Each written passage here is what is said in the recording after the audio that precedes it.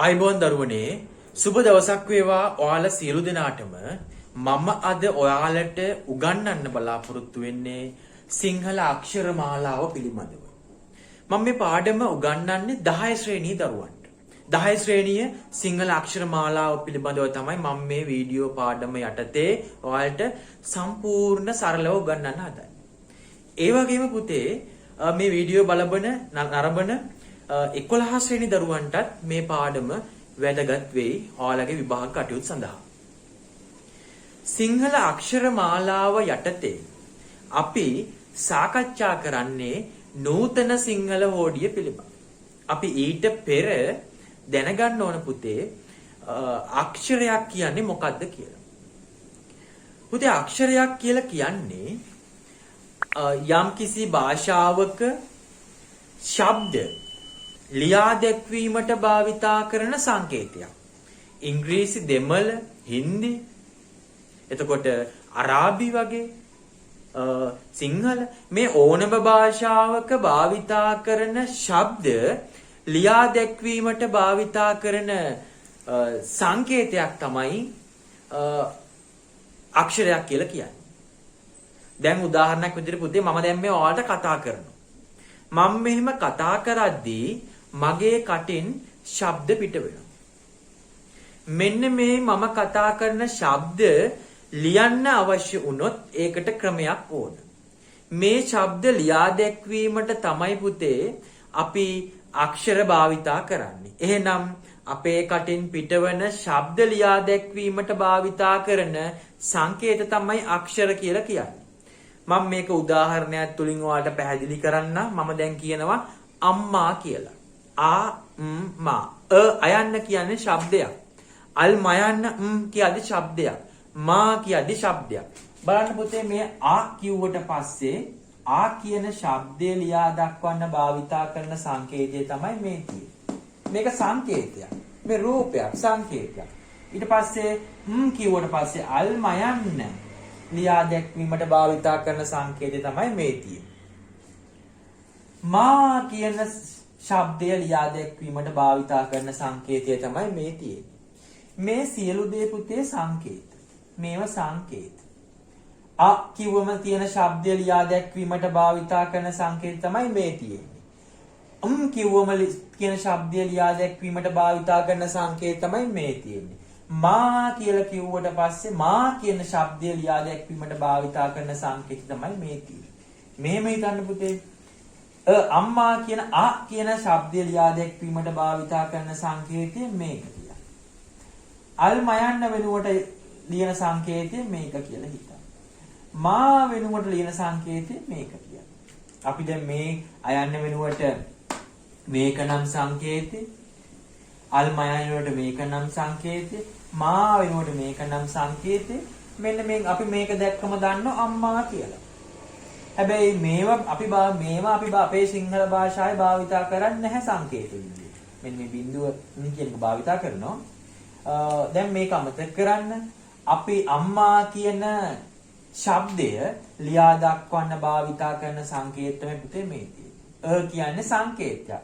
කියන්නේ සංකේතයක්. මා කියන්නේ සංකේතයක්. අයන්න ලියන්නේ මේ මලෙන් නම් ඒක තමයි සංකේතය. අල් මයන්න ලියන්නේ මෙන්න මේක නම් සංකේතය. කොටුප බෙක්කෙන්ද මේක තමයි සංකේතය. එහෙනම් පුතේ ශබ්ද ලියා දැක්වීමට තමයි සංකේත භාවිතා කරන්නේ නැත්නම් අක්ෂර භාවිතා කරන්නේ. අක්ෂර කියන්නේ යම් කී සංකේතයක්. අපි කතා කරන ශබ්ද ලියන්න ඕන අපිට පොත්වල ලේඛනවල. ඒ සඳහා භාවිතා කරන සංකේතයක් තමයි අක්ෂර කියලා කියන්නේ. ඒ සංකේත තමයි අක්ෂර කියලා කියන්නේ. සංකේතයක් තමයි අක්ෂරයක් කියලා කියන්නේ. දැන් ඔයාලා දන්නවා අක්ෂරයක් කියන්නේ මොකක්ද කියලා. පුතේ ඔයාලා දැනගන්න ඕන දැන් අක්ෂර මාලාවක් කියන්නේ ඊට කලින් ඔයාලා දැනගන්න ඕන සිංහල අක්ෂරයක් කියන්නේ මොකක්ද? අපි මේ කතා කරන සිංහල ශබ්ද ලියා දක්වන්න භාවිතා කරන සංකේතයක් තමයි සිංහල අක්ෂරයක් කියලා කියන්නේ. සිංහල අක්ෂරයක් කියන්නේ අපි මේ කතා කරන ශබ්ද ලියා දක්වන්න භාවිතා කරන සංකේතයක්. ඉංග්‍රීසි භාෂාවෙත් අපේ මේ ශබ්දම තියෙනවා. දෙමළ භාෂාවෙත් අපේ මේ ශබ්දම තියෙනවා. එතකොට හින්දි වගේ භාෂාවලත් මේ අපේ ශබ්ද තියෙනවා. හැබැයි ඒ භාෂාවල ඒ ශබ්ද ලියා දක්වන්න භාවිතා කරන සංකේත වෙනස්. භාවිතා කරන සංකේත වෙනස්. ඒ වගේම ඒ සංකේත වලින් අදහස් කරන දේත් වෙනස්. ශබ්ද එකයි. හැබැයි භාවිතා කරන සංකේත වෙනස්. උදාහරණයක් විදිහට පුතේ අපි කියලා මෙහෙම ලිව්වට ඉංග්‍රීසි භාෂාවෙ ලියන්නේ නෙමෙයි. තව උදාහරණයක් අම්මා කියලා අපි මවට කිව්වට මෙහෙම ඉංග්‍රීසි භාෂාවේ කියන්නේ mother. ඔයාලට පැහැදිලි ඇති මේ අම්මා කියන එක. මේ mother කියන එකේ අර්ථය වෙනස් වෙනවා. එහෙනම් පුතේ හැම භාෂාවකටම ශබ්ද තියෙනවා. ඒ ශබ්ද වලින් අර්ථවත් වෙන දේ එක එක භාෂාවේ වෙනස් වෙනවා.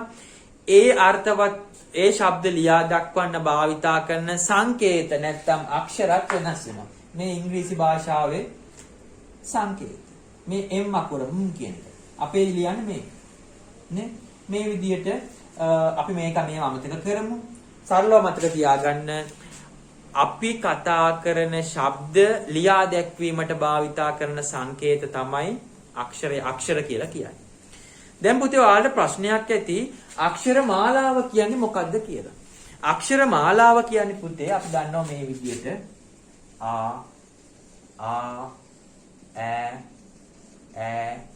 ඊ ඔය විදිහට අක්ෂර ගොඩක් අපේ අක්ෂර සිංහල හෝඩියේ තියෙනවා. මෙන්න මේ අක්ෂර සමූහයේම එකතුව තමයි අක්ෂර මාලාව කියලා කියන්නේ. වර්ණ මාලාව හෝඩිය කියන නම් වලුත් මේක හඳුන්වනවා. එහෙනම් පුතේ අපි කතා කරන ශබ්ද ලියා දැක්වීමට භාවිතා කරන සංකේත තමයි අක්ෂර කියන්නේ. ඒ සංකේත සමූහයක එකතුවක් තමයි අක්ෂර මාලාව කියලා කියන්නේ. ඊටාම සරලව ඔයාලා ඒ කාරණේ දැනගන්න ඕන. පුතේ මම අද ඔයාලත් එක්ක මේ අක්ෂර සිංහල අක්ෂර මාලාව යටතේ සාකච්ඡා කරන්නේ නූතන සිංහල හෝඩිය පිළිබඳව. නූතන සිංහල හෝඩිය පිළිබඳව මම අද ඔයාලත් එක්ක සාකච්ඡා කරන්නේ.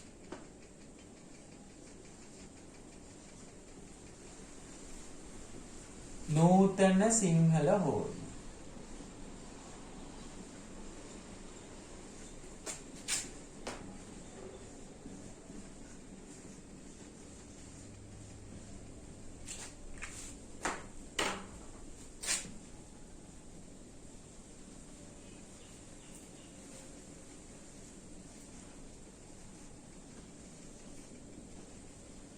නූතන සිංහල හෝඩිය පිළිබඳව. පුතේ ඔයාලා නූතන සිංහල හෝඩිය කියන නම මේ වෙනකොට අහලා තියෙනවා දන්නවා.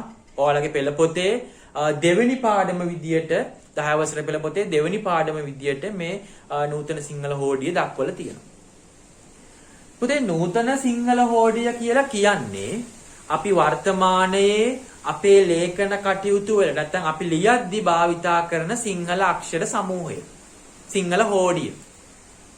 මේ නූතන සිංහල හෝඩිය දක්වා අපේ හෝඩිය වර්ධනය උනේ විවිධ හෝඩි විකාශනය වීම තුලින්. එහෙම නැත්නම් විවිධ එක හෝඩි ආවපුතේ කාලෙන් කාලෙට. අපි මුලින්ම අපිට සිංහල අක්ෂර තිබුණ නැහැ. බ්‍රාහ්මී අක්ෂර වලින් අපි අකුරු ලිව්වා. අපේ ශබ්ද ලියා දැක්වුවා. මේ කටපාඩම් කරන පොඩ්ඩක් අහගන්න ඒ ප්‍රමාණවත්. ඊට පස්සේ පුතේ සිදත් සංගරා හෝඩිය අපිට හඳුන්වා දුන්නා. ඒකේ අක්ෂර සංඛ්‍යාව 30යි. මේවා කටපාඩම් කරන්න එපා. ඊට පස්සේ පුතේ සුද්ධ සිංහල හෝඩිය අපිට හඳුන්වා දුන්නා. ඒකේ අක්ෂර සංඛ්‍යාව 32යි. ඊට පස්සේ පුතේ මිශ්‍ර සිංහල හෝඩිය අපිට හඳුන්වා දුන්නා. ඒකේ අක්ෂර සංඛ්‍යාව 54යි. වර්තමානයේ අපි භාවිතා කරන හෝඩිය තමයි නූතන සිංහල හෝඩිය කියලා කියන්නේ. නූතන සිංහල හෝඩිය නූතන වර්ණමාලාව කියලත් අපි හඳුන්වනවා. නූතන සිංහල හෝඩිය ජාතික අධ්‍යාපන ආයතනය විසින් රචනා කරන ලද සම්පාදනය කරන ලද සිංහල ලේඛන රීතිය කියන පොතේ තමයි පුතේ ඇතුළත් වෙන්නේ. ඒ පොත මම ඔයාලට පෙන්නන්නම්. මෙන්න මේක තමයි සිංහල ලේඛන රීතිය කියන පොත. මේ පොත පුතේ අපේ රටේ විශ්වවිද්‍යාලවල සිංහල විෂය භාර විශ්වවිද්‍යාලවල මහාචාර්යවරු එතකොට වීරණ ඇදුරෝ වගේ උගතුන් එකතු වෙලා සම්පාදනය කරපු පොතක්. මේ පොතේ මේ නූතන සිංහල හෝඩිය පැහැදිලිව ක්‍රමවත්ව සඳහන් වෙනවා. එහෙනම් පුතේ ඔයාලා නූතන සිංහල හෝඩිය ගැන පොඩි විස්තරයක් දැන් දාන්න. ඒක කටපාඩම් කරන්න අවශ්‍ය නැහැ. මම සාමාන්‍ය විස්තරයක් ඔයාලට කිව්වා. පුතේ ඔයාලා දැනගන්න ඕන මේ නූතන සිංහල හෝඩියේ අක්ෂර සංඛ්‍යාව කීයද කියලා. මේකේ අක්ෂර සංඛ්‍යාව 60යි. නූතන සිංහල හෝඩියේ අක්ෂර සංඛ්‍යාව 60යි. මේ අක්ෂර සංඛ්‍යාවත් කොටස් දෙකකට බෙදන්න පුළුවන් අපිට. ස්වර ඔයාලා දන්නවද? මම මෙහෙම කියද්දි ඔයාලා දන්නවා. ස්වර සහ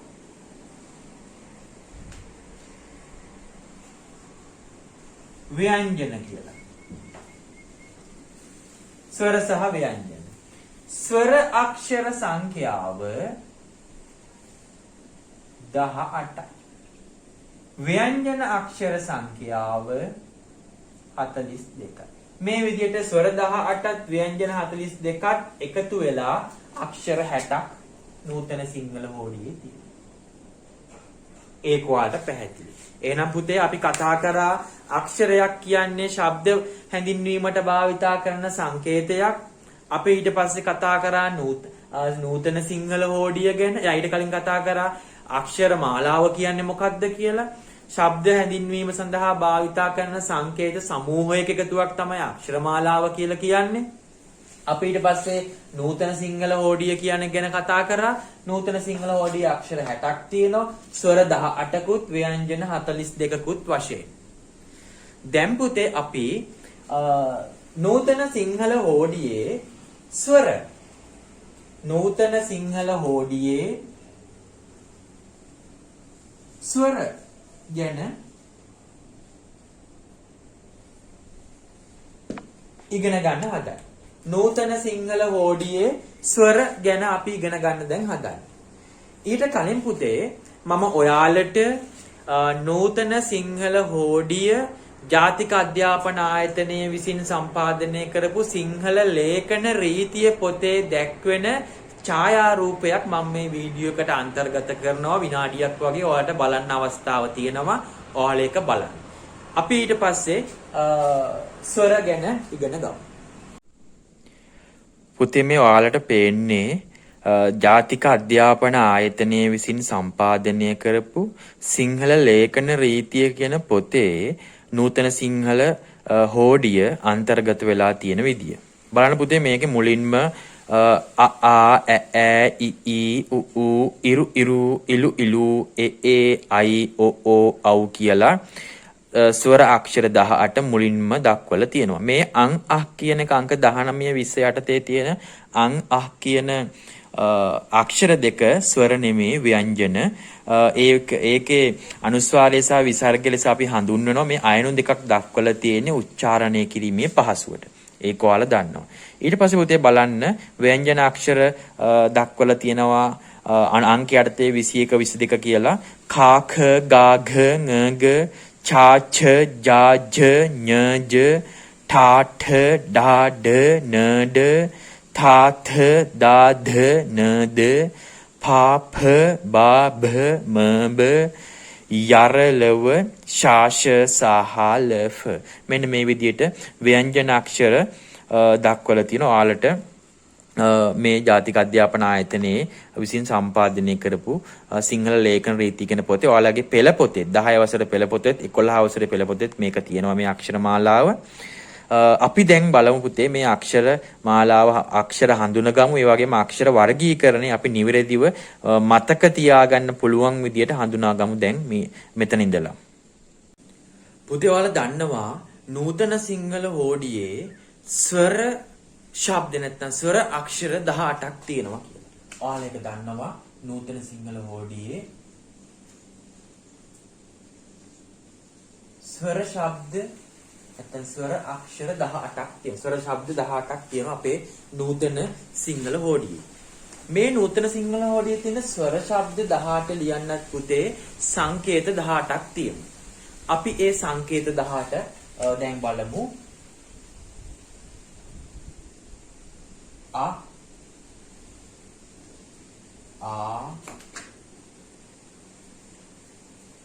ඈ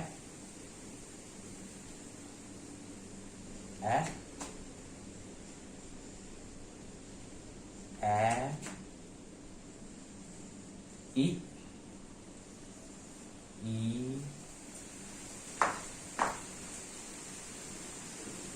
ઉ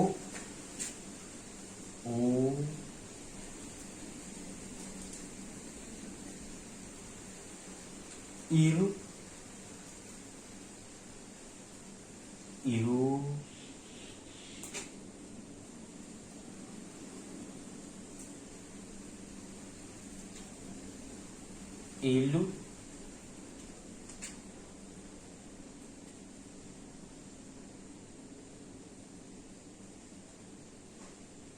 Ilu ඔයාලට මීට වඩා ලස්සනට පොතේ ලියනවා. ඉලු ඒ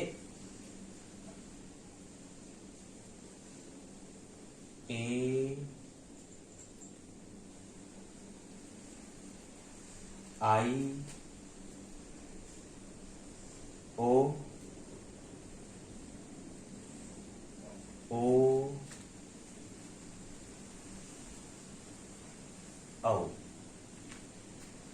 A ä I u ilu e I o මේ තියෙන්නේ පුතේ අපේ නූතන සිංහල හෝඩියේ තියෙන ස්වර ශබ්ද 18 ලියන්න භාවිතා කරන සංකේත 18. එහෙනම් මේවා අපි ස්වර අක්ෂර කියලා හඳුන්වනවා. මේ ස්වර අක්ෂරවල ලක්ෂණ කිහිපයක් මම ඔයාලට දැන් කියන්න හදන්නේ. ඔයාලට ඒක කටපාඩම් කරන්න අවශ්‍ය නැහැ පුතේ. ඒ දැනගන්න ඕන ඔයාලා මේ ස්වර අක්ෂර අපිට තනියම ලියන්න පුළුවන්. ඒ කියන්නේ තනියම මේ අක්ෂරවලට පිළිහින්න පුළුවන්. A ä ä I u ilu ඒ විදිහට මේ ස්වර අක්ෂර වලට තනියම ඉන්න පුළුවන්. හැබැයි ව්‍යංජන අක්ෂර වලට එහෙම තනියම ඉන්න අමාරුයි. තනියම ශබ්ද කරන්නත් තමයි. මේ ව්‍යංජන අක්ෂරයක් එහෙම තනියම අපි තනියම කියන්නේ මේ වගේ ස්වරයක් එක තමයි කියන්නේ. ඒ වගේම මේ ස්වර අක්ෂර උච්චාරණය කිරීමට අපහසු ව්‍යංජනාක්ෂර උච්චාරණය කරන්න උදව් වෙනවා. මේ බලන්න මේ අල් හයන්න අපිට මේක කියලා කියන්න අමාරුයි. හැබැයි මේක යන්නොත් එක අපිට උච්චාරණය කරන්න පහසුයි. මේ සියලුම ව්‍යංජනාක්ෂර වල සැබෑ ස්වරූපේ තමයි හල් ස්වරූපය. ඒක ඔයාලා දන්න කාරණයක්. එහෙනම් ස්වරාක්ෂර තනියම පිහිටින්න පුළුවන්, තනියම ඉන්න පුළුවන්. එතකොට උච්චාරණය කරන්න අපහසු අකුරුත් උච්චාරණය කරන්න පහසු කරනවා.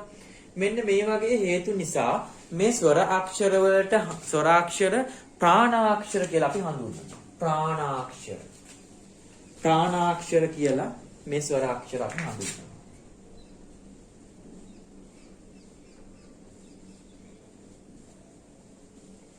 පණ තියෙන අක්ෂර කියන අර්ථය. පණකුරු කියලා කියන ප්‍රාණාක්ෂර පණකුරු කියලා කියනවා. එහෙනම් ස්වරාක්ෂර වලට ස්වර ශබ්ද වලට තනියම ඉන්න පුළුවන්, තනියම පිළිටන්න පුළුවන්. එතකොට උච්චාරණය කිරීමට අපහසු අකුරුත් උච්චාරණය කරන්න පහසු කරනවා. ඒ වගේම ව්‍යංජන හල් අකුරක පැවැත්ම නැත්නම් ව්‍යංජන හල් අකුරක් කොහොමද ශබ්ද වෙන්න ඕන කියන එක තීරණය වෙන්නේ මේ ස්වරාක්ෂර තුලින්. දැන් අල් හයන්න කියන එක අයන්න එක තුනම හා වෙනවා. ඊට පස්සේ අල් හයන්නට අයන්න එක තුනම හැ. මේ විදිහට හ හා හැ හැ හි හි හු මේ විදිහට වෙනස් වෙන්නේ මේ ස්වර ශබ්දවල එකතු වීමක් නිසා. දැන් පුතේ මේ ස්වර අක්ෂර 18 දැන් ඔයාලට මේ ස්වර අක්ෂර 18 පැහැදිලි. ඔයාලා මේ පිළිවෙලට පාඩම් කරගන්න මේක අවශ්‍යයි පාඩම් කරගන්න. මේ ස්වර අක්ෂර 18 අපි වර්ග කරලා බලමු. නැත්නම් මේ ස්වර අක්ෂර 18 අපි කොටස් වර්ග කරමු. එතකොට අපිට මේක හඳුනා ගන්න පහසුයි මේ ස්වර අක්ෂර වල වර්ගීකරණය. ස්වර අක්ෂර වර්ගීකරණය දැන් ඉගෙන ගන්න තමයි ඔයාලා උත්සාහ හදන්නේ මේ ස්වර අක්ෂර වර්ගීකරණය. මේ ස්වර අක්ෂර මම මේක මකලා ලියන්න නැත්නම් ඔයාලට බලා ගන්න අමාරු වෙයි.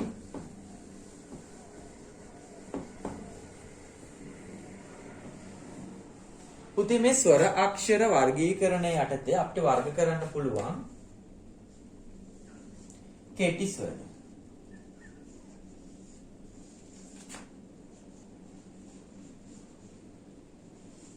කෙටි ස්වර. කෙටි ස්වර. ඊට පස්සේ දීර්ඝ ස්වර. දීර්ඝ ස්වර. තව එකක් අපිට තියෙනවා. මොකද්ද පුතේ? ඔයාලා දන්නවා. සංයුක්ත ස්වර.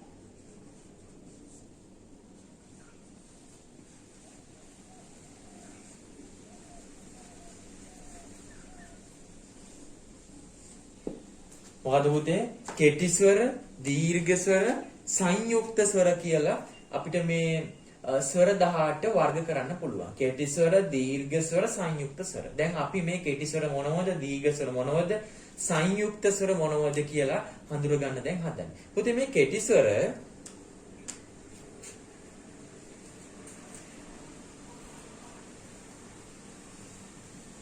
ලෝහු,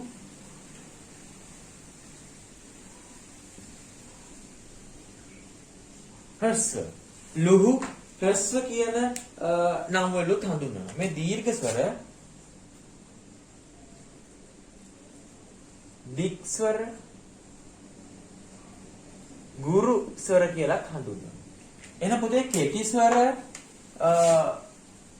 දීර්ඝ ස්වර, සංයුක්ත ස්වර කියන මේ ස්වර වර්ගීකරණ යටතේ අපි මේ කෙටි ස්වර සහ දීර්ඝ ස්වර පුතේ වර්ග කරලා තියෙන්නේ උච්චාරණය කරන්න ගතවන කාලය පදනම් කරගෙන. උච්චාරණය කරන්න ගතවන කාලය අඩු නම් අපි ඒ ස්වර හැඳින්වුවා කෙටි ස්වර කියලා. උච්චාරණය කරන්න ගතවන කාලය වැඩි නම් අපි ඒ ස්වර හැඳින්වුවා දීර්ඝ ස්වර කියලා. මේ උච්චාරණය කරන්න අඩු කාලයක් ගතවන ස්වර අක්ෂරවල ඒ උච්චාරණය කරන්න ගතවන කාලය තමයි පුතේ එකවරක් ඇසිපිය ගැසීමට ගතවන කාලය. අපි ඒක හඳුන්වනවා මාත්‍රා 1යි කියලා. එකවරක් ඇසිපිය ගැසීමට ගතවන කාලය තමයි මේ කෙටි ස්වරයක් ශබ්ද කරන්න නැත්නම් උච්චාරණය කරන්න යන්නේ. අපි බලමු දැන් කෙටි ස්වර මොනවද කියලා. ඔයාලා දාන්න. ආ, ඈ, इ, उ, ईरु,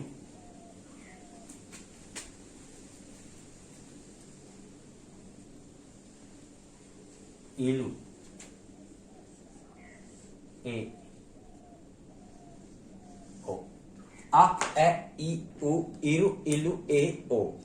ඔයාලා බලන්න මේ ස්වර ශබ්ද කරලා බලන්න පුතේ මේ ස්වරයක් උච්චාරණය කරන්න අ ඈ යි ඌ කියද්දි එකවරක් ඇසිපිය ගසනකොට මේ ස්වරයක් උච්චාරණය කරන්න පුළුවන්. ඒක නිසා අපි මේ ස්වර කෙටි ස්වර කියලා හඳුන්වනවා. මේ එකවරක් ඇසිපිය ගැසීමට ගතවන කාලය තමයි පුතේ මේ මාත්‍රා 1යි කියලා අපි හඳුන්වලා තියෙන. ඒක ඔයාලා මේක මේ දැනගන්න ඕන කාරණයක් නෙමෙයි. පොඩ්ඩක් ඉතින් මතක තියාගන්න මෙහෙම කතාවක් තියෙනවා කියලා. නැත්නම් මේ කෙටි ස්වරයක් උච්චාරණය කරන සාමාන්‍යයෙන් ගතවන කාලය මාත්‍රා එකවරක් ඇසිපිය ගැසීමට ගතවන කාලයයි. අ ඈ යි ඌ ඊරු ඉලු ඒ ඕ. මෙන්න මේ විදිහට. දැන් පුතේ අපි බලමු දීර්ඝ ස්වර මොනවද කියලා. දීර්ඝ ස්වරයක් උච්චාරණය කරන්න ගතවන කාලය තමයි දෙවරක් ඇසිපිය ගැසීමට ගතවන කාලය. ඒ කියන්නේ මේ කෙටි ස්වර වලට වඩා වැඩි කාලයක් ගන්නවා දීර්ඝ ස්වරයක් උච්චාරණය කරන්න. අපි බලමු දීර්ඝ ස්වර. ඔයාලා දන්නවා. ආයි මතක් කරගන්න පුළුවන්. ආ, ඈ, ඊ, ඌ, ඉරු,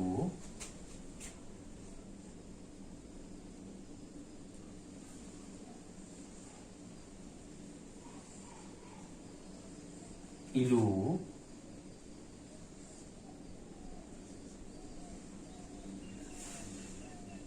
ඒ, ඕ. බලන්න පුතේ ආ, ඈ, ඊ, ඌ, ඉරු, ඉලු, ඒ, ඕ. මෙන්න මෙහිම මේ ශබ්දයක් මෙන්න මේ අක්ෂරයක් ශබ්ද කරන්න පුතේ ගතවනවා අපිට අපේ ඇහෙන් ඇසිපිය දෙකක් ගැසීමට ගතවන කාලය නැත්නම් මාත්‍රා දෙකයි කියලා අපිට ඒක කියන්න පුළුවන්. මාත්‍රා දෙකයි. දෙවරක් ඇසිපිය ගැසීමට ගතවන කාලය නිසා. එන පුතේ මේ දීර්ඝ ස්වරයක් උච්චාරණය කරන්න ගතවන කාලය කෙටි ස්වරයක් උච්චාරණය කරන්න ගතවන කාලයට වඩා වැඩි. දෙගුණයක් වැඩි. පුතේ තව අපේ වර්ගීකරණයක් තියෙනවා සංයුක්ත ස්වර කියලා. සංයුක්ත ස්වර කියන්නේ පුතේ ඔයාලා දන්නව මේක. I සහ අව් කියන ස්වර දෙක. I සහ අව්. මේ I සහ අව් පුතේ හැදිලා තියෙන්නේ ස්වර දෙකක එකතුවකින්. I සහ අව් කියන ස්වර දෙක නිර්මාණය වෙලා තියෙන ස්වර දෙකක එකතුවකින්. ඒක නිසා අපි මේවා සංයුක්ත ස්වර කියලා හඳුන්වනවා.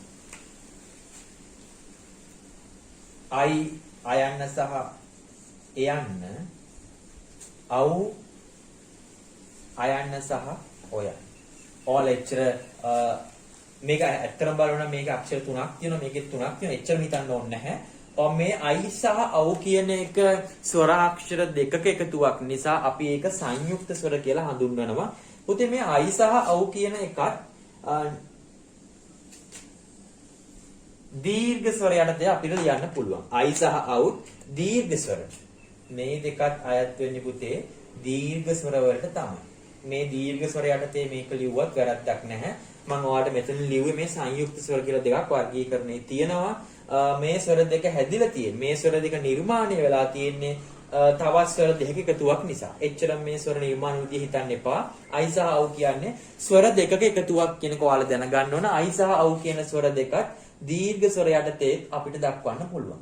හරි පුතේ මම දැන් ඔයාලත් එක්ක කතා කරා ස්වර අක්ෂර වර්ගීකරණ යටතේ කෙටි ස්වර තියෙනවා අ ඈ ඊ උ ඉරු ඉලු ඒ ඕ වශයෙන් මේ කෙටි ස්වරයක් උච්චාරණය කරන්න ගතවන කාලය තමයි එකවරක් ඇසිපිය ගැසීමට ගතවන කාලය.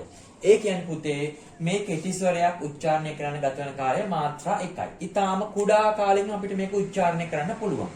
දීර්ඝ ස්වර කියලා අපේ ස්වර වර්ග කරලා තියෙනවා කොටස් කරලා තියෙනවා. දීර්ඝ ස්වරයක් උච්චාරණය කරන්න පුතේ ගතවන කාලය දෙවරක් ඇසිපිය ගැසීමට ගතවන කාලයක්. ඒ කියන්නේ මාත්‍රා 2යි. a ඈ ඊ උ ඉරු ඉලු ඒ ඕ. මෙන්න මේ විදිහට දීර්ඝ ස්වරයක් උච්චාරණය කරන්නේ කෙටි ස්වරයක් උච්චාරණය කරනට වඩා වැඩි කාලයක් යනවා. එතකොට සංයුක්ත ස්වර කියන්නේ පුතේ ඒ සංයුක්ත ස්වරේ I සහ අව් තමයි සංයුක්ත ස්වර වෙන්නේ. මේ I සහ අව් නිර්මාණය වෙලා තියෙන්නේ ස්වර දෙකක එකතුවකින්. ඒක නිසා සංයුක්ත ස්වර කියලා මේ නම මේකට ඇදලා තියෙනවා. මේ සංයුක්ත ස්වර දෙකත් අයත් වෙනවා මේ දීර්ඝ ස්වර වලට. මොකද I අව් කියද්දි දෙවරක් ඇසිපිය ගැසීමට ගතවන වගේ දෙකට වඩා පොඩ්ඩක් වැඩි. නමුත් දෙවරක් ඇසිපිය ගැසීමට ගතවන කාලය වගේ වැඩි කාලයක් ගතවන නිසා මේ සංයුක්ත ස්වර දෙකත් දීර්ඝ ස්වර ගණයට අපිට පුතේ නම් කරන්න පුළුවන්. I අව් කියන එක අපි සංයුක්ත ස්වර යටතේ ඔයාලට දැක්කුවා. මේක ඔයාලා මතක තියාගන්න I අව් කියන එක දීර්ඝ අක්ෂර යටතට අයත් වෙනවා. අපි සංයුක්ත ස්වර වශයෙන් වර්ග කරේ මේ I සහ අව් කියන ස්වර දෙක නිර්මාණය වෙලා තියෙන්නේ තවත් ස්වර දෙකක එකතුවකින් නිසා. I කියන ස්වරය a e කියන ස්වර එකතු වෙලා අව් කියන ස්වරය a o කියන ස්වර එකතු වෙලා තමයි නිර්මාණය වෙලා තියෙන්නේ. හරි පුතේ ඔයාලට දැන් ස්වර අක්ෂර වර්ගීකරණය පැහැදිලි. ස්වර අක්ෂර මොනවද කියලා පැහැදිලි. ස්වර අක්ෂර වල ලක්ෂණ පැහැදිලි. එහෙනම් පුතේ අපි දැන් ඔයාලත් එක්ක ඉගෙන ගන්න ඕන. අපි දැන් පැහැදිලි කර ගන්න ඕන ව්‍යංජන අක්ෂර මොනවද නූතන සිංහල හෝඩියේ ව්‍යංජන අක්ෂර වර්ගීකරණය කරන්නේ කොහොමද කියලා. මම ව්‍යංජන අක්ෂර වල වර්ගීකරණය ඊටාම සරලව ඔයාලට තේරෙන විදියට ඊටාම සරලව මම දැන් ඔයාලට පැහැදිලි කරන්න හදන්නේ. අපි දැන් බලමු ව්‍යංජන අක්ෂර වර්ගීකරණය නැත්නම් ව්‍යංජන අක්ෂර මොනවද කියලා. පුතේ ඔයාලා දැන් මේ ඉගෙන ගන්න හදන්නේ නූතන සිංහල හෝඩියේ ව්‍යංජන අක්ෂර ගැන. ඔයාලා දන්නවා පුතේ නූතන සිංහල හෝඩියේ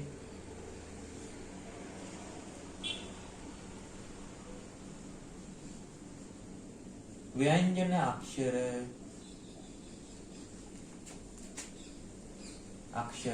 කීයද? 42ක් තියෙනවා කියලා ඔයාලා දන්නවා. ස්වරාක්ෂර 18යි ව්‍යංජනාක්ෂර 42යි ඒක ඔයාලා දන්නවා. අපි දැන් ව්‍යංජනාක්ෂර වර්ග කරන්න හදන්නේ. ඊට කලින් ව්‍යංජනාක්ෂර ගැන මම පොඩි කාරණා ටිකක් ඔයාලට කියනවා දැනගන්න. ඒවා කටපාඩම් කරන්න ඕනේ නැහැ. පුතේ ව්‍යංජන අක්ෂරවල සැබෑ ස්වරූපය හල් ස්වරූපය. මේ තියෙන්නේ.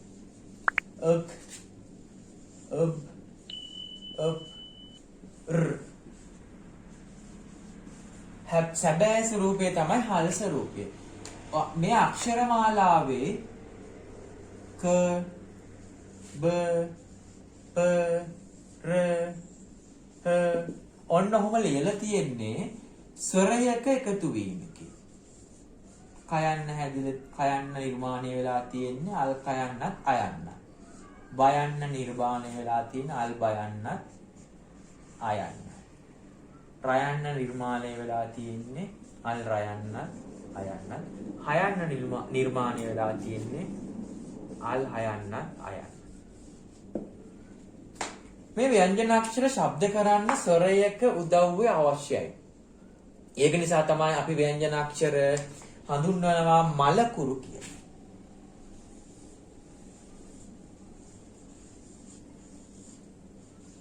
මලකුරු කියලා මේ ව්‍යංජනාක්ෂර හඳුන්වනවා. ඒ වගේම අපි මේ ව්‍යංජනාක්ෂර හඳුන්වනවා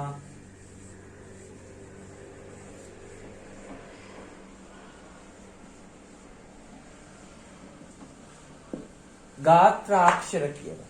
මලකුරු කියලා හඳුන්වනවා. ඒ කියන්නේ මරුණු අකුරේ පණක් නැහැ කියන එක. ගාත්‍රාක්ෂර කියලාත් අපි මේ ව්‍යංජන අක්ෂර හඳුන්වනවා. ව්‍යංජන අක්ෂර, මලකුරු, ගාත්‍රාක්ෂර කියන නම් වලිනුත් මේ ව්‍යංජන අක්ෂර හඳුන්වනවා. උතින් මේ ව්‍යංජන අක්ෂර හල් ස්වරූපයේ තමයි සැබෑ ස්වරූපය. මේ ව්‍යංජන අක්ෂරයක හැඩය නැත්තම් ව්‍යංජන ශබ්දය වෙනස් වෙනවා මේ ස්වරවල එකතු වෙන. අල් කයන්නට උයන්න දැම්මම ಕು අල් බයන්නට යන්න දැම්මම බි. මේ විදිහට ව්‍යංජන අක්ෂර ස්වරයක් එකතු වුණාම වෙනස් වීමකට ලක් වෙනවා. එහෙනම් පුතේ අපි දැන් ව්‍යංජන අක්ෂර කියන්නේ මොනවද කියලා දන්නවා. ව්‍යංජන අක්ෂර කියන්නේ හල් අක්ෂර. මේ හල් අක්ෂර මේ ව්‍යංජන අක්ෂර සැබෑ ස්වරූපය තමයි හල් ස්වරූපය. මේ ව්‍යංජන අක්ෂර මලකුරු නැත්නම් ගතකුරු. ගතකුරු කියලා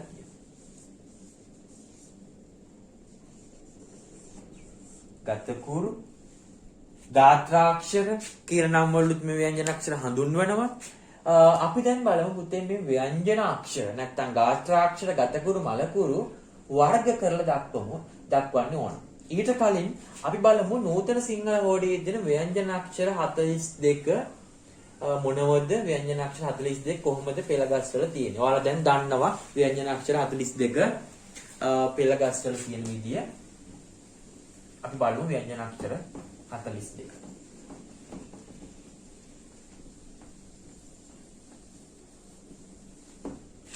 මම ලියනවා ඔයාලා බලන්න. ඔයාලට පේනවා ඇති කා ක ගා ග න ग කක ගග ङ ग චා च जा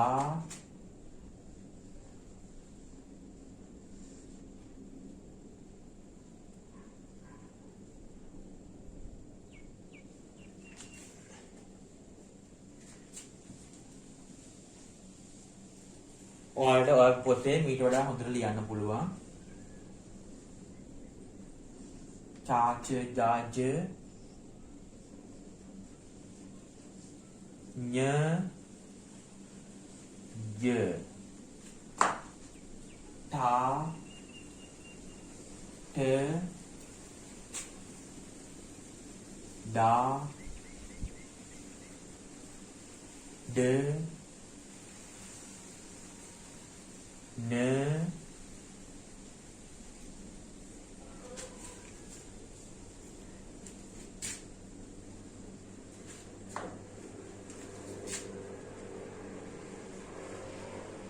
ඔයාලා ලස්සන ලියන්න පුළුවන් න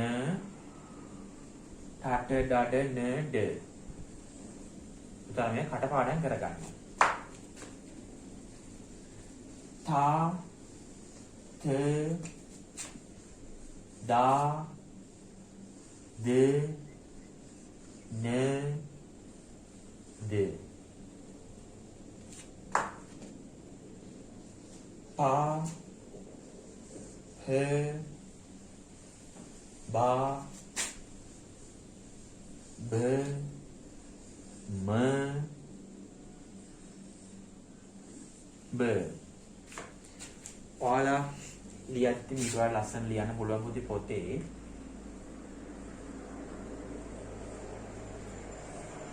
අප බබ මබ.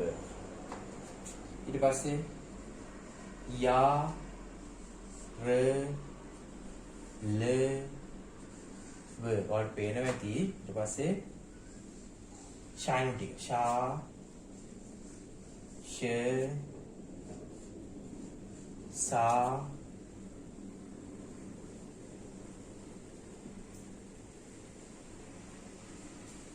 ශාස්ත්‍රසා හ ල ෆ.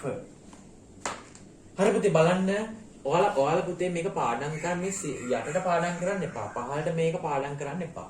මේ අතර පාඩම් කරන්න. තිරස් අතර පාඩම් කරන්න.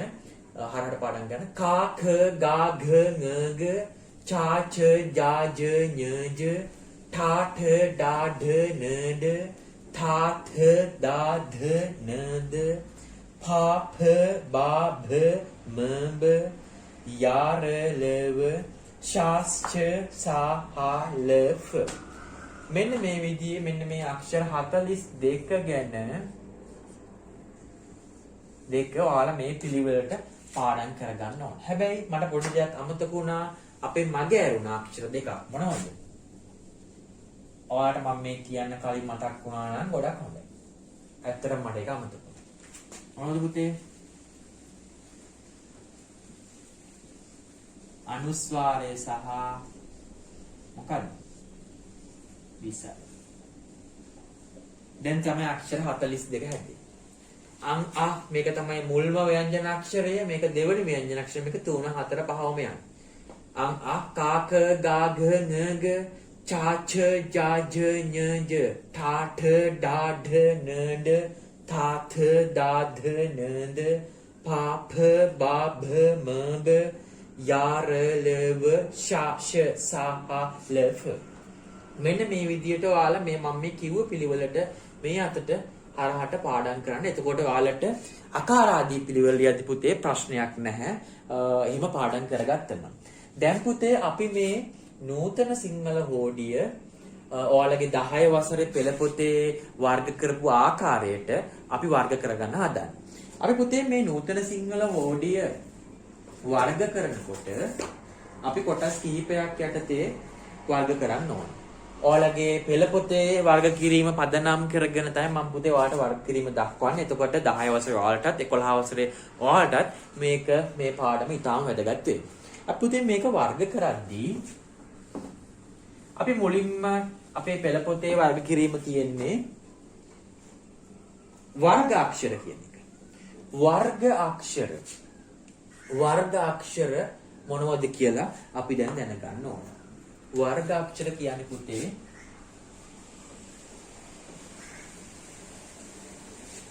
මෙන්න මේ අක්ෂර ටික. ඔයාලට පේනවා.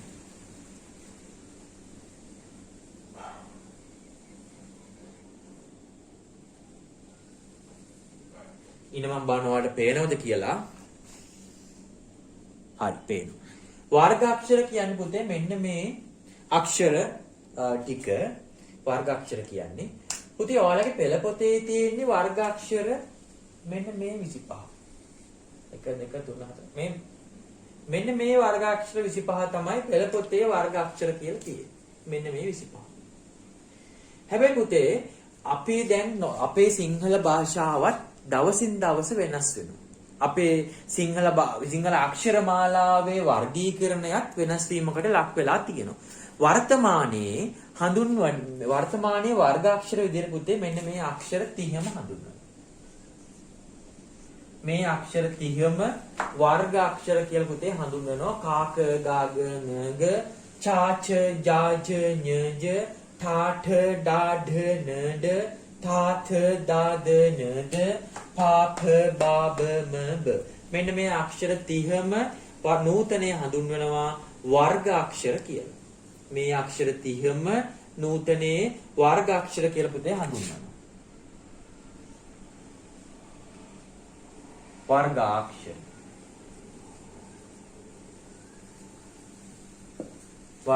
කියලා. ඔයාලා මේ බෝඩ් එකේ මෙච්චර පේනවද දැන් මම බලන්නම් පොඩ්ඩක් ඉන්න. ඔපේ හරි. මෙන්න මේ අක්ෂර 30 පුතේ අපි වර්ගාක්ෂර කියලා හඳුන්වනවා. ඔයාලා දැනගන්න මේ දක්වා වර්ගාක්ෂර කියලා මෙන්න මේ අක්ෂර 25 විතරයි හැඳින්නුවේ. නමුත් නූතනයේ මේ අක්ෂර පහත් සංඥක අක්ෂර ගා ජ ඩ දා බ කියන සංඥක අක්ෂර පහත් එකතු වෙලා නූතනයේ වර්ගාක්ෂර මෙන්න මේ වර්ගාක්ෂර සංඛ්‍යාව 30යි. නූතනයේ පුතේ වර්ගාක්ෂර සංඛ්‍යාව 30යි. 25 නෙමෙයි 30යි නූතනයේ වර්ගාක්ෂර සංඛ්‍යාව. පුතේ මේ වර්ගාක්ෂර හඳුන්වන්නේ මේ වර්ගාක්ෂර අපිට හඳුන්වන්න පුළුවන් මෙහෙම. ක වර්ගය ක ච ට ත ප. මේක අපි හඳුන්වන පුතේ ක වර්ගය. ඔයාලට පේනවා ඇති ක වර්ගය. මෙන්න මේ ඉන්න බලන්න. මෙන්න මේ පේලිය අපි හඳුන්වනවා පුතේ ක වර්ගයට අයත් අක්ෂර. ඔයාලගේ බහුවර්ණයක් ආවොත් පහත වර්ණය තුලින් ක වර්ගයට අයත් අක්ෂර තෝරන්න කියලා මෙන්න මේක තමයි. කා ඛ ගා ග ङ ග. ඊට පස්සේ පුතේ මෙන්න මේ හඳුන්වනවා මෙන්න මේ දෙවෙනි පේලිය ච වර්ගය කියලා. මෙන්න මේ දෙවෙනි පේලිය පුතේ අපි හඳුන්වන්නේ ච වර්ගයට අයත් අක්ෂර කියලා. ච වර්ගයට අයත් අක්ෂර. එතකොට පුතේ මෙන්න මේ තුන්වෙනි පේලිය අපි හඳුන්වනවා ට වර්ගය කියලා. ට වර්ගයට අයත් අක්ෂර තමයි ඨා ඨ ඩා ඩ න ඩ. මේ පේලිය ත වර්ගය. ත වර්ගයට අයත් අක්ෂර මොනවද කියලා විභාගයට ඇහුවොත් බහුවර්ණයක් තිබුණොත් ඔයාලා දැනගන්න ඕන ථා ථ දා ධ න ද තමයි ත වර්ගයට අයත් අක්ෂර. අවසාන පේලිය අපි හඳුන්වනවා ප වර්ගය කියලා. ප වර්ගයට අයත් අක්ෂර මොකද කියලා ඇහුවොත් ඔයාලා දැනගන්න ඕන පා ෆ බා භ ම බ කියන අක්ෂර ටික ප වර්ගයට අයත් අක්ෂර කියලා. එහෙනම් පුතේ ඔයාලා දැන් වර්ගාක්ෂර කියන්නේ මොනවද කියලා දන්නවා. වර්ගාක්ෂර අපි ඉස්සර මේ වෙනතෙක් වර්තමානයේ වෙනතෙක් වර්ගාක්ෂර හැඳින්නුවේ වර්ගාක්ෂර 25යි කියලා. නමුත් ඒක නෙමේ වර්තමානයේ වර්ගාක්ෂර සංඛ්‍යාව 30යි. බලන්න වර්ගාක්ෂර ක වර්ගය කා ඛ ගා ග ङ ග ච වර්ගය ඡා ඡ ජා ජ ඤ ජ ට වර්ගය ඨා ඨ ඩා ඩ න ඩ ත වර්ගය ථා ථ ධා ධ න ද ප වර්ගය phා ෆ බා භ ම බ. ඔන්න ඔච්චරයි පුතේ වර්ගාක්ෂර ගැන කියන්න තියෙන්නේ. මේ වර්ගාක්ෂර සංඛ්‍යාව වර්ගාක්ෂර වර්තමානයේ අපි කියනවා 30යි කියලා. ඒක වල හොඳට තේරුම් ගන්න වර්ගාක්ෂර සංඛ්‍යාව 30යි. හැබැයි 25ක් විදිහට තමයි වර්ගාක්ෂර තිබුණේ 30 දක්වා වර්ධනය වුණා. ඒක ඔයාලා දැනගන්න ඕන පුතේ. හරි එහෙනම් ඔයාලට වර්ගාක්ෂර මොනවද කියලා පැහැදිලි. අපි බලමු පුතේ දැන් ඊළඟ ඔයාලගේ පෙළ පොතේ තියෙන වර්ගීකරණය තමයි අල්ප ප්‍රාණ මහ ප්‍රාණ අක්ෂර. අල්ප ප්‍රාණ මහ ප්‍රාණ අක්ෂර. පුතේ මම ඒකත් මේකම ඔයාලට පැහැදිලි කරන්නම්. පුතේ අල්ප ප්‍රාණ අක්ෂර කියන්නේ අඩු හඬින් ශබ්ද කරන අකුරු. අඩු හඬකින් ශබ්ද කරන අකුරු අල්ප ප්‍රාණ අක්ෂර. පුතේ අපේ මේ ව්‍යංජන අක්ෂර වල අපේ නූතන සිංහල හෝඩියේ ව්‍යංජන අක්ෂර අතර අල්ප ප්‍රාණ අක්ෂර තමයි කාචට තාප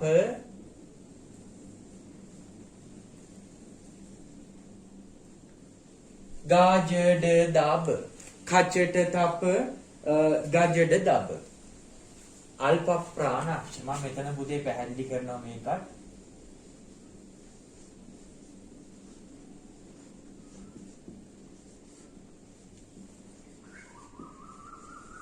ඔයාලට පේනවා ඇති. අල්ප ප්‍රාණ අක්ෂර. එතකොට පුතේ අල්ප ප්‍රාණ අක්ෂර කියන්නේ ඊටාම අඩු හඬකින් අපිට ශබ්ද කරන්න පුළුවන්. ශබ්ද වෙන අඩු හඬකින්. කාචට තාප ගාජඩ දාබ. ඔයාලා කියන්නේ නිකං කයන්න නිකං ගායන කියලා එහෙම කියන්න එපා. මේ අල්ප ප්‍රාණ කයන්න. කාචට තාප ගාජඩ දාබ. දැන් පුතේ අපි දැන් බලන්න මහ ප්‍රාණ අක්ෂර කියන්නේ මොනවද? මහ ප්‍රාණ අක්ෂර. මහ ප්‍රාණ මට පේනවා පුතේ. මම බලන්නම් පේනවද කියලා. ඔව්. මහ ප්‍රාණ අක්ෂර. මහ ප්‍රාණ අක්ෂර තමයි පුතේ මේ කචට තප කියන අල්ප ප්‍රාණ අක්ෂර වල වැඩි හඬින් ශබ්ද කරන අකුරු තමයි මහ ප්‍රාණ අක්ෂර කියලා කියන්නේ. මේ ඉතින් මම වෙන පාඩම් ලියන්නම්. මහ ප්‍රාණ අක්ෂර තමයි පුතේ මෙන්න මේවා. කචට තප ගාජඩ ධාබ. මහ ප්‍රාණ අක්ෂර ශබ්ද කරන්න පුතේ මෙන්න මේව තමයි මහ ප්‍රාණ අක්ෂර. අපි ඒක මෙහෙම අරන් ගිහිල්ලා මෙතනින් පෙන්නන. මේ තියෙන්නේ මහ ප්‍රාණ අක්ෂර. මහ ප්‍රාණ අක්ෂර තමයි පුතේ කාචට තාප ගාජඩ දාබ. මේ මහ ප්‍රාණ අක්ෂර ශබ්ද කරන්න පුතේ වැඩි හඬකින් ශබ්ද කරන්න වෙනවා. බලන්න කාචට තාප ගාජඩ දාබ. හැබැයි අල්ප ප්‍රාණ අක්ෂර කචට තප ගජඩ දාබ. කචට තප ගජඩ දාබ. අල්ප ප්‍රාණ අක්ෂර අඩු හඬකින් ශබ්ද කෙරෙන්නේ. මහ ප්‍රාණ අක්ෂර විශාල හඬකින් නැත්නම් ගැඹුරු මහා හඬකින් තමයි ශබ්ද කෙරෙන්නේ. කචට තප ගජඩ දාබ. ගාජඩ දාබ කියලා. එහෙනම් ඔයාලට දැන් අල්ප ප්‍රාණ අක්ෂර මහ ප්‍රාණ අක්ෂර පිළිබඳව පැහැදිලි පුතේ. අල්ප ප්‍රාණ මහ ප්‍රාණ අක්ෂර පිළිබඳව පැහැදිලි ඔයාලට. අපි පුතේ ඊට පස්සේ බලන්න ඕන නාසික්‍ය අක්ෂර. අල්ප ප්‍රාණ මහ ප්‍රාණ අක්ෂර පිළිබඳව ඔයාලගේ පෙළ පොතේ පිටු අංක 9 යටතේ පුතේ දක්වලා තියෙනවා. පෙළ පොතේ පිටු අංක 9 යටතේ අල්ප ප්‍රාණ මහ ප්‍රාණ අක්ෂර දක්වලා තියෙනවා. ඔයාලට ඒකත් මේ පෙළ පොතත් ළඟ තියාගෙන මේක බලන්න පුළුවන්. අල්ප ප්‍රාණ මහ ප්‍රාණ අක්ෂර යටතේ අල්ප ප්‍රාණ අකුරු යෙදලා භාවිතා වෙන නම් මහ ප්‍රාණ අකුරු යෙදලා භාවිතා වෙන නම් මෙයා පෙළ පොතේ තියෙනවා. මම ඒක දැන් ඔයාලට මේ වීඩියෝව ගොඩාක් දීර්ඝ වෙන නිසා මම ඒක ගැන කියන්නේ නැහැ පුතේ.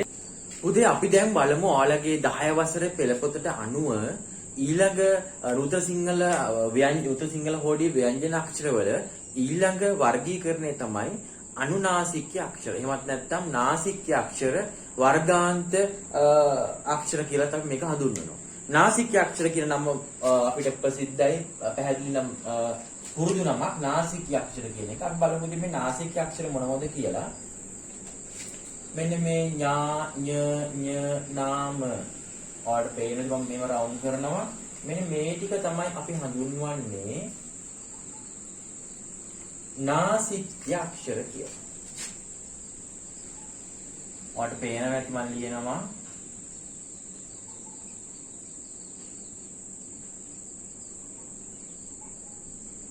නාසික්‍ය අක්ෂර. පුතේ මේක අපි හඳුන්වනවා අනුනාසික අක්ෂර. නාසික අක්ෂර කියන්නේ මේක නාසය උපයෝගී කරගෙන ශබ්ද කරනවා කියන අදහස. එහෙම නැත්නම් අනුනාසික අක්ෂර ඊට පස්සේ වර්ගාන්ත අක්ෂර කියලා අපි මේකට මේ නම හඳුන්වනවා. ඥා ඤ නාම. අපි මෙන්න මේ ශබ්ද නැත්නම් මෙන්න මේ අක්ෂර ශබ්ද කරන්න වැඩි වශයෙන් භාවිතා වෙන්නේ අපේ නාසය. අපි ඒක නිසා මේක නාසික අක්ෂර කියලා කියනවා.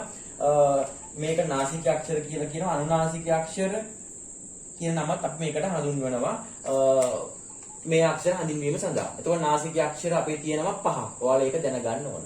ඊට පස්සේ පුතේ අපි බලමු ඔයාලගේ පෙළ පොතට අනුව ඊළඟ වර්ගීකරණය තමයි සංඥක අක්ෂර. සංඥක අක්ෂර ටිකත් අපි දැනගමු.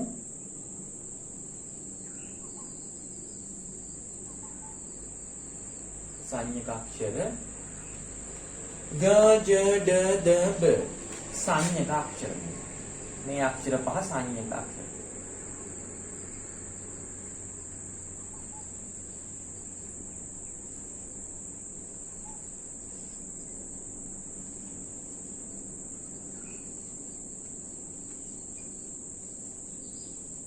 සංඥක අක්ෂර.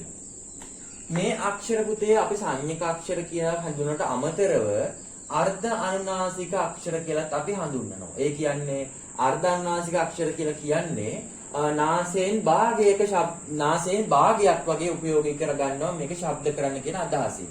සංඥක අක්ෂර කියන නම ඔයාලට භාවිතා කරන්න පුළුවන්. ග ජ ඩ ද බ ග ජ ඩ ද බ. මෙන්න මේක තමයි සංඥක අක්ෂර කියලා අපි හඳුන්වන්නේ. පෙළ පොතේ ඔයාලට මේක උදාහරණත් එක්ක දීලා තියෙනවා. උදාහරණත් මේ අර්ධ අනුනාසික නැත්නම් සංඥක අක්ෂර උදාහරණත් දෙන්න ඔයාලට බලන්න පුළුවන්. පෙළ පොතේ 10 වෙනි පිටුව යටතේ ග ජ ඩ ද බ කියන අක්ෂර පහ තමයි සංඥක අක්ෂර. නාසික අක්ෂරත් 5යි සංඥක අක්ෂරත් 5යි.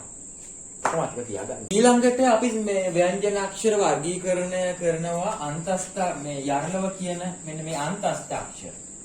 ඔයාලට පේනවා. මේ යාරලව කියන අක්ෂර අපි හඳුන්වනවා අන්තස්ථ අක්ෂර කියලා. අන්තස්ථ අක්ෂර කියලා.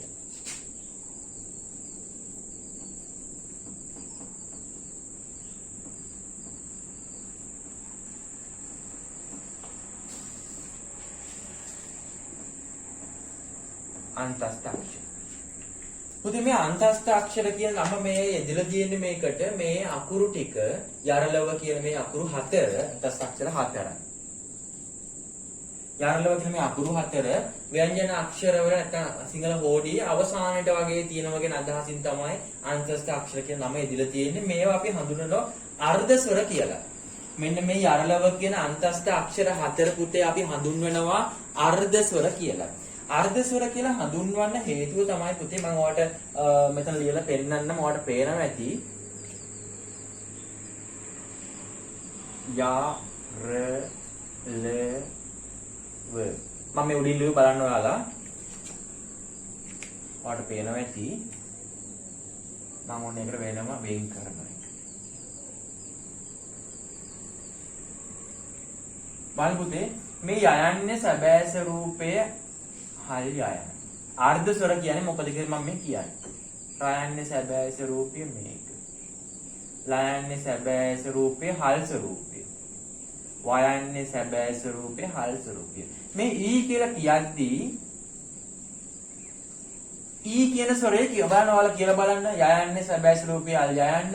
ඊ කියලා කියද්දී යන්න කියවෙන නිසා යන්නේ භාගයක් විතර කියවෙන. ඒක නිසා අපි අර්ධ ස්වරයක් කියලා මේක හඳුන්වනවා. ඊට පස්සේ ර කියලා කියද්දී ඉරු කියලා ර කියන්නේ ඉරු කියන ශබ්දේ භාගයක් විතර කියනවා. ඒක නිසා තමයි අපි මේ ආර්ධ ස්වර කියලා මේ රායන හඳුන්වන්නේ. ඊට පස්සේ කියද්දී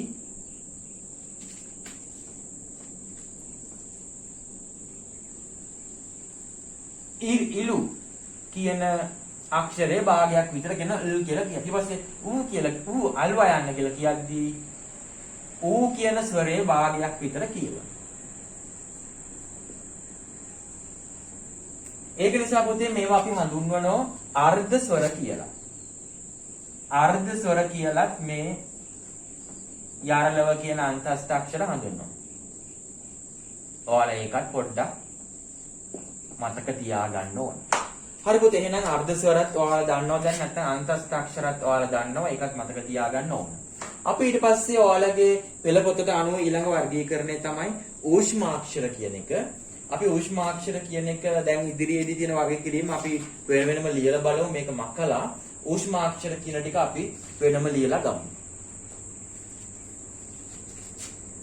එනවා. පුතේ අපේ නූතන සිංහල හෝඩියේ ව්‍යංජනාක්ෂර 42 යටතේ අපි දැන් ඉගෙන ගන්න වර්ගීකරණය තමයි ඌෂ්මාක්ෂර කියන්නේ. ඌෂ්මාක්ෂර මොනවද කියලා අපි දැන් ඉගෙන ගන්න හදන්නේ.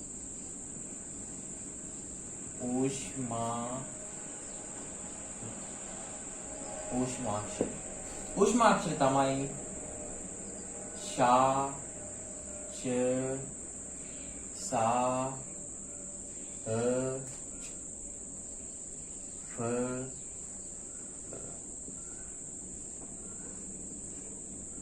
මෙන්න මේ අක්ෂර 6 තමයි ඌෂ්මාක්ෂර.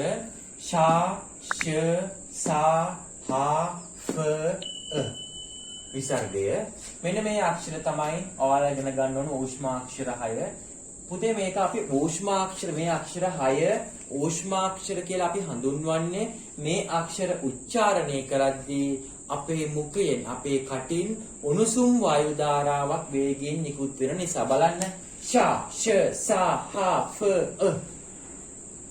අපිට මේක ශබ්ද කරන්න බෑ අයන්නක් නැතුව මේ අක්ෂර ශබ්ද කරද්දී උණුසුම් වායු ධාරාවක් අපේ මුඛයෙන් නිකුත් වෙන නිසා තමයි ඌෂ්මාක්ෂර කියලා අපි හඳුන්වන්නේ. පුතේ අපි ඊළඟ වර්ගීකරණය තමයි අනුස්වාරය සහ විසර්ගය.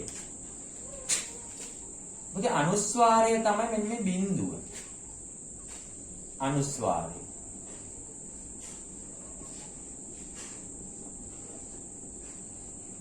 මේක තමයි අනුස්වාරය. විසර්ගය තමයි මේ බිඳු දෙක.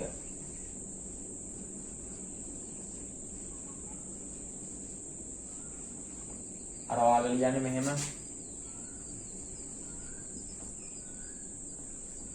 අපේ අක්ෂර මාලාවේ මේ අක්ෂර දෙක මෙන්න මේ විදිහට තමයි තියෙන්නේ. මේ වගේ නෙමෙයි ඊට ලස්සනට print කරලා තියෙනවා. අනුස්වාරය විසර්ගය. දැන් ඉදිරියේදී බිඳුව බිඳු දෙක කියලා කියන්න එපා. අනුස්වාරය විසර්ගය. ওই නම් දෙක භාවිතා කරන්න ඕන. හරි පුතේ අපි ඊළඟ වර්ගී මේවට මේ අනුස්වාරය විසර්ගයට ලංකාව ගංගාව ඒතකොට විසර්ගයට මනක් කල්පිත අන්තఃපුරේ මේ වගේ උදාහරණ ඔයාලගේ පෙළ පොතේ 11 වෙනි පිටුව ඇතේ තියෙන මම ඒක කතා කරන්නේ නැහැ එච්චර උදාහරණ මොකද මේ වීඩියෝ පාඩම ගොඩාක් දීර්ඝ වෙන නිසා ඔයාලට ඒක ඒ උදාහරණත් බලමින් මේ වීඩියෝ නරඹන්න පුළුවන් අනුස්වාරය සහ විසර්ගය දැන් ඉදිරියේදී බිඳුව බිඳු දෙක කියන්න එපා මේක අනුස්වාරය මේක විසර්ගය තනි බිඳුව නම් අනුස්වාරය බිඳු දෙක නම් විසර්ගය කියලා ඔයාලා හඳුන්වන්න ඕන පුතේ නූතන සිංහල හෝඩියේ ව්‍යංජන අක්ෂර අපි දැන් විවිධ විදියට වර්ග කරා. විවිධ වර්ගීකරණ අපි ඉගෙන ගත්තා. එක එක විදියට නූතන සිංහල හෝඩියේ ව්‍යංජන අක්ෂර කොටස් කරා නැත්නම් වර්ග කරා. නූතන සිංහල හෝඩියේ ව්‍යංජන අක්ෂර ഘോഷ අක්ෂර සහ අഘോഷ අක්ෂර කියලා වර්ගීකරණයක් තියෙනවා. ഘോഷ අක්ෂර සහ අഘോഷ අක්ෂර. ඔයාලට පේනවා ഘോഷ අක්ෂර සහ අഘോഷ අක්ෂර. පුතේ ഘോഷ අක්ෂර කියලා කියන්නේ උච්චාරණයේදී ഘോഷාවක් ඇතිවන අකුරු ഘോഷ අක්ෂර. සරලව කියනවා. එහෙම නැත්නම් උච්චාරණයේදී ස්වර තන්තු කම්පණය වීමෙන් නින්නාදයක් ඇතිවන අකුරු ഘോഷ අක්ෂර කියලා අපිට නම් කරන. ඔයාලා සරලව මතක තියාගන්න උච්චාරණයේදී ഘോഷාවක් ඇතිවන අකුරු ഘോഷ අක්ෂර කියලා. එතකොට අഘോഷ අක්ෂර කියන්නේ පුතේ උච්චාරණයේදී ഘോഷාවක් ඇති නොවන අක්ෂර අഘോഷ අක්ෂර. එහෙම නැත්නම් උච්චාරණයේදී ස්වර තන්තු කම්පණය වීමෙන් නින්නාදයක් ඇති නොවන අක්ෂර අഘോഷ අක්ෂර වේ. ඔයාලට පුතේ මේ කැමති විදිහට මත තියාගන්න උච්චාරණයේදී ഘോഷාවක් ඇතිවන අකුරු ഘോഷ අක්ෂර උච්චාරණයේදී ഘോഷාවක් ඇති නොවන අක්ෂර අഘോഷ අක්ෂර කියලා සරලව මතක තියාගත්තම ඇති. පුතේ මේ ഘോഷ අක්ෂර ඔයාලට ලේසි මතක තියාගන්න බලන්න. ගජඩ දබ ගජඩ දබ ගජඩ දබ ගාජඩ දාබ ඥාඤන නාම ගඤඩ දාබ යරලව තියෙනවා හ ල මුජලයන් අනුස්වාරය තියෙනවා අං කියන එක ඊට පස්සේ සියලුම ස්වර ഘോഷ ගණයට තමයි පුතේ ආයත් වෙන්නේ. මේක පාඩම් කරගන්න ලේසි. අල්ප ප්‍රාණ ගජ්ජඩ දබ මහ ප්‍රාණ ගජ්ජඩ දබ මේ දෙකම සමානවනේ. අල්ප ප්‍රාණ මහ ප්‍රාණ ගජ්ජඩ. ඊට පස්සේ නාසික ඥඤ්ඤම අර්ධ නාසික නැත්නම් අර්ධානුනාසික නැත්නම් සංඤ්ඤක ගජ්ජඩ දබ ඥඤ්ඤම ගජ්ජඩ දබ. ඊට පස්සේ හරහාට යර්ලව කියලා ලිව්වා හල අං ගජ්ජඩ දබ ඥඤ්ඤම ගජ්ජඩ දබ යරලව හල අං නැත්නම් අනුස්වාරය. අපි අഘോഷ අක්ෂර බලමු. අഘോഷ අක්ෂර අල්ප ප්‍රාණ කචට තප මහ ප්‍රාණ ක චට තාප ඊට පස්සේ සයනු තුන ශාශස ෆ අක්ෂරය තියෙනවා නැත්නම් විසර්ගය තියෙනවා. අල්ප ප්‍රාණ කචට තපත් මහ ප්‍රාණ කචට තපත් සයනු තුනත් ෆ අක්ෂරයත් නැත්නම් විසර්ගයක් තියෙනවා. ඔයාලට මේක පහසුවෙන් මතක තියාගන්න පුළුවන්.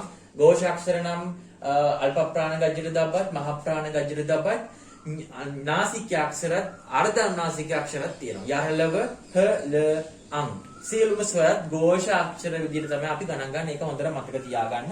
සියලු ස්වර ഘോഷ අක්ෂර විදිහට අපි ගණන් ගන්න. તો අඝෝෂ අක්ෂර අල්ප ප්‍රාණ කච්චට තප මහ ප්‍රාණ කච්චට තප ශයන තුන තියෙනවා ෆ විසර්ගය කියන එක. පුතේ ඔයාලට දැන් මම හිතනවා ഘോഷ අඝෝෂ අක්ෂර සම්බන්ධව දැන් අවබෝධයක් ඇති. මේකත් අපේ නූතන සිංහල හෝඩියේ ව්‍යංජන අක්ෂර එක්තරා ආකාරයකට මේ කොටස් කිරීමක් වර්ග කිරීමක් මේ තියෙන්නේ. අපි දැන් පුතේ මේ වෙනකොට නූතන සිංහල හෝඩියේ ස්වර අක්ෂර වර්ග කරා කෙටි ස්වර, දීර්ඝ ස්වර, සංයුක්ත ස්වර කියලා. ඊට පස්සේ ව්‍යංජන අක්ෂර අපි වර්ග කරා වර්ගාක්ෂර, මහ ප්‍රාණාක්ෂර, අල්ප ප්‍රාණ මහ ප්‍රාණාක්ෂර, වර්ගාක්ෂර, නාසිකාක්ෂර, සංඥකාක්ෂර, ഘോഷාක්ෂර, අഘോഷාක්ෂර, ඌෂ්මාක්ෂර, අනුස්වාරය, විසර්ගය මෙන්න මේ විදිහට අපි නූතන සිංහල හෝඩියේ ව්‍යංජන අක්ෂරත් එක එක කොටස් වලට බෙදලා දැක්කෝ වර්ග කරා. අපි අක්ෂර මාලාවේ අක්ෂර වෙන වෙනම ඉගෙන ගත්තා. අක්ෂරයක් කියන්නේ මොකක්ද? නූතන සිංහල හෝඩිය කියන්නේ මොකක්ද කියලා අපි දැන් පුතේ ඔයාලා දන්නවා. දැන් අපි පාඩමේ අවසාන කොටස වශයෙන් අපි දැන් ඉගෙන ගන්නවා අක්ෂර උත්පත්ති ස්ථාන කියන. ඒ කියන්නේ අපි අකුරක් ශබ්ද කරද්දී අය අක්ෂරය අපේ මුඛයෙන් උපදින්නේ කොහොමද? අපි ඒව වර්ග කරලා තියෙන්නේ කොහොමද කියලා දැන් ඉගෙන ගන්න පුතේ. මේ හදලා මම මේ බෝඩ් එක මකලා ඔයාලට ඒක ඉක්මනටම කියලා දෙන්න පොඩි වගුවක් අඳින්නම්. එතකොට ඔයාලට ලේසියෙන් මේක අවබෝධ කරගන්න පුළුවන්. ඔයාලගේ 10 වසර පෙළ පොත ආශ්‍රයෙන් තමයි මම මේ ඉගෙනීම කරන්නේ. එතකොට ඔයාලට ලේසි. අපි කතා කරන ශබ්ද උපදින්නේ අපේ මේ මුඛය ආශ්‍රිත ඉන්ද්‍රියන් පදනම් කරගෙන. අපි ඒ ඉන්ද්‍රියන් හඳුන්වනවා උච්චාරණ ඉන්ද්‍රියන් කියලා. නැත්නම් උච්චාරණේන්ද්‍රියන් කියලා. නැත්තම් එහෙම නැත්තම් අපි ඒ උච්චාරණේන්ද්‍රියන් අපි අපේ එක එක උච්චාරණේන්ද්‍රියන් අපි හඳුනනවා අක්ෂර උත්පත්ති ස්ථාන කියලා. අපි අක්ෂර කියන්නේ ශබ්ද කියලා දන්න. මේ ශබ්ද හැඳින්වීමට භාවිතා කරන සංකේත තමයි අක්ෂර කියලා අපි දන්නවා. අපි මේ පාඩම පටන් ගනිද්දිම ඒ ගැන කතා කරා. එහෙනම් ශබ්ද ඉපදවීම සඳහා අපේ මුඛය ආශ්‍රිත. ඒ කියන්නේ දත්, උඩුතොල, යටිතොල, දිව, දිවේ මුල, දිවේ මැද, දිවේ අග, එතකොට තල්ල. මෙන්න මේ වගේ අපේ ඉන්ද්‍රියන් මේකට ඕන වෙනවා. අපි ඒවා අක්ෂර උත්පත්ති ස්ථාන හඳුන්වනවා. එහෙම නැත්නම් උච්චාරණේන්ද්‍රියන් විදිහට හඳුන්වනවා. ඔයාලගේ පෙළ පොතේ 12 වෙනි පිටුවේ කුඩා වගුවක මේ උච්චාරණේන්ද්‍රියන් සහ ඒ උච්චාරණේන්ද්‍රියන් වලින් උච්චාරණය කරන අක්ෂර ඉතා පැහැදිලිව දක්වලා තියෙනවා සවිස්තරව. මම මේ කෙටියෙන් ඔයාලට අවබෝධ කරගන්න කෙටියෙන් මම තේරුම් ගන්න මම ඒ වගුව පොඩ්ඩක් මෙන්න මේ විස්තරයට අඩු කරලා මෙතනදී ඔයාලට අච්චුපතිනුම් බලන්නකොට මම පොඩ්ඩක් පැහැදිලි කරන්නම්. මේ අක්ෂර උත්පත්ති ස්ථාන තමයි මේ කණ්ඨජ, තාලුජ, මූර්ධජ, දන්තජ, ඕෂ්ඨජ කියලා තියෙන්නේ මේ. කණ්ඨජ කියන්නේ පුතේ උගුර. තාලුජ කියන්නේ තල්ල. මූර්ධජ කියන්නේ තල්ලේ මුදුන. දන්තජ කියන්නේ දත්, ඕෂ්ඨජ කියන්නේ තොල්. තොල්. අපි ඒක විග්‍රහ කරලා තියෙනවා. කණ්ඨජ කියන්නේ දිව සහ උගුර ආශ්‍රයෙන්. දිවේ මුල දිව සහ උගුර ආශ්‍රයෙන් උපදින අකුරු. ඒව තමයි අ ක ඛ ග ඝ ං ආයි ග සංඥක ග යන්න හ විසර්ගය. ඊට පස්සේ පුතේ තාලුජ කියන්නේ තල්ල. දිවේ මැද සහ තල්ල නැත්තම් දිව සහ තල්ල උපයෝගී කරගෙන තමයි මේ තාලුජ අක්ෂර උපදින්නේ.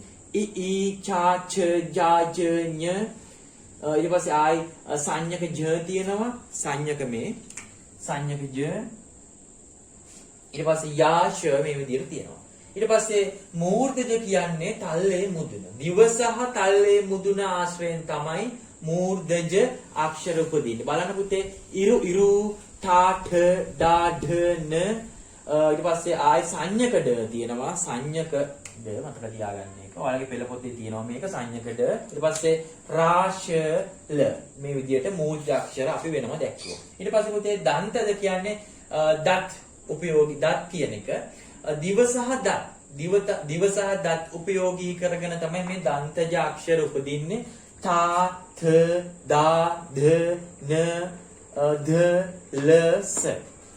ඊට පස්සේ පුතේ ඕෂ්ඨජ අක්ෂර. ඕෂ්ඨජ කියන්නේ තොල් කියන අර්ථය. ඒකෙදී අපි ඒක විග්‍රහ කරා නැවතත් යටිතොල සහ උඩුතොල.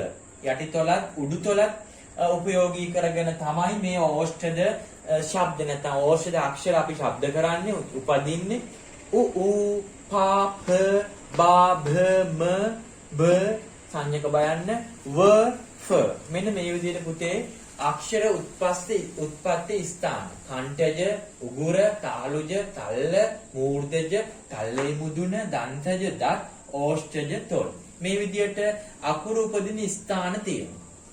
මේ අකුරු උපදින ස්ථාන වලින් පුතේ මේ දිව තමයි වෙනස් වෙන්නේ.